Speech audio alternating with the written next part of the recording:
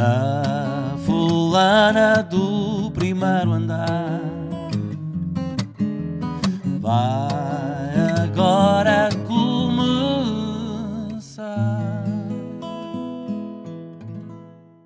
Olá, bem-vindos a mais um episódio da Fulana e hoje vamos continuar com o tema das expressões, mas desta vez vamos falar sobre o significado das expressões que dizemos muitas vezes, e não sabemos como é que elas surgiram. Tenho aqui a minha listinha, eu e as minhas listas, que pronto, já esta cabecinha já não dá para muito. Vamos começar com uma que eu pelo menos digo muitas vezes e não sabia o significado dela.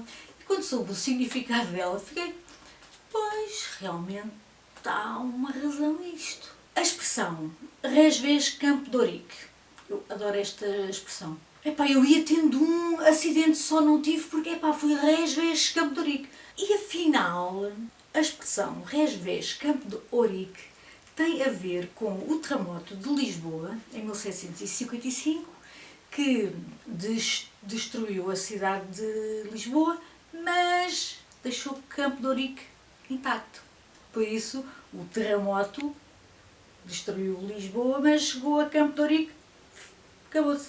Foi res ves Campo de Ourique. O terremoto de Lisboa foi um acontecimento trágico no nosso país, mas esta expressão nunca, acho que se eu não tivesse lido, eu nunca ia lá, nunca. Outra expressão que eu também já ouvi muitas vezes, também já disse muitas vezes, quando alguém diz, cometi um erro crasso, pá. E isto é uma expressão que eu sempre ouvi na minha vida. E também achei piada quando eu fui ler. É engraçado porque um erro crasso é um erro tremendo quando uma pessoa está cheia de confiança para conseguir qualquer coisa e tem qualquer azar estúpido, comete um erro crasso. Então, Crasso era um general romano que pertencia ao primeiro triunvirato de Roma, que o primeiro triunvirato era com Caio Júlio, Pompeu e Crasso. E foi destacado uma batalha ao general Crasso com o povo de Partos. O general estava-se a sentir muito confiante, porque os romanos eram mais que as mães e os partos eram poucos. Então decidiu, vamos avançar. Erra. Pois, mas ele não pensou nas estratégias e na formação romana, esqueceu-se disso porque estava tão confiante que ia ganhar aquela batalha que foi precisamente um dos primeiros a morrer. Porquê? Porque ele, em vez de pensar, de visualizar qual a melhor maneira de atacar os partos, não. Enfiou-se numa via estreita e os partos eram menos, aproveitaram-se que eles se meteram numa zona estreita com pouca visibilidade e os partos deram cabo dos romanos, o que foi um erro crasso. Daí o general Crasso cometeu um erro crasso. Uma expressão que eu nunca tinha ouvido falar era ter alfinetes para viver. Eu tenho aqui o texto porque eu não ia conseguir decorar esta parte, porque até saiu numa lei. Ter alfinetes para viver significa ter algum para conseguir ter uma vida mais ou menos boa. O que no século XIX era bom. E os alfinetes eram muito caros. E houve uma lei no Código Civil Português, aprovado por Carta de Lei de julho de 1867, por Dom Luís, que incluía um artigo, o 1004. O artigo 1004, que é isto que eu não consigo decorar tudo, dizia: a mulher não pode privar o marido, por convenção antinupcial, da administração dos bens do casal, mas pode reservar para si o direito de receber a título de alfinetes uma parte dos rendimentos dos seus bens e dispor dela livremente, contando que não exceda a terça dos ditos rendimentos líquidos. Interessante ter alfinetes para viver. Eu desconhecia a origem desta expressão e quem não conhece a expressão à grande e à francesa? À grande e à francesa, é como os franceses, é tudo à grande e à francesa. De onde é que vem a expressão à grande e à francesa? Veio de um general Junot que, quando vieram os franceses a Portugal, eles saíam à rua todos os dias como se fossem para o baile. A roupa que eu não acho muito apropriada para ir trabalhar e que é mais para, pronto, gosto daquela roupa e uso só em certas ocasiões. Os franceses não tinham roupa do dia-a-dia, os franceses tinham só roupa chique e para eles todos os dias era dia de festa. Por isso todos os dias era dia de se vestir com os melhores trajes da corte da época. Por isso, à grande e à francesa, também gostava de viver à grande e à francesa. Esta aqui. Já ouvimos muitas vezes a frase lágrimas de crocodilo, aquelas lágrimas falsas. Mas eu não sabia que o significado verdadeiro de lágrimas de crocodilos. Porquê é que o crocodilo chora?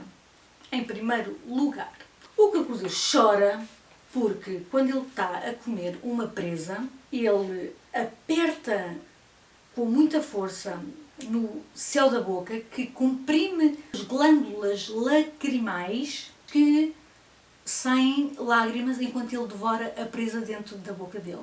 Por isso acho adequado àquelas pessoas que choram de falsidade. Por isso achei interessante partilhar esta com vocês, porque vou acabar com duas.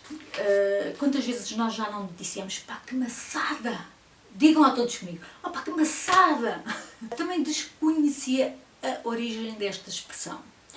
Quando nós dizemos que maçada é, oh pá, que gaita, ou é uma tragédia, ou é alguma coisa que não correu bem. Maçada vem da fortaleza de Massada, na região do Mar Morto, Israel, reduto de zelotes, onde permaneceram anos resistindo às forças romanas após a destruição do templo, no ano 70 depois de Cristo, culminando com um suicídio coletivo.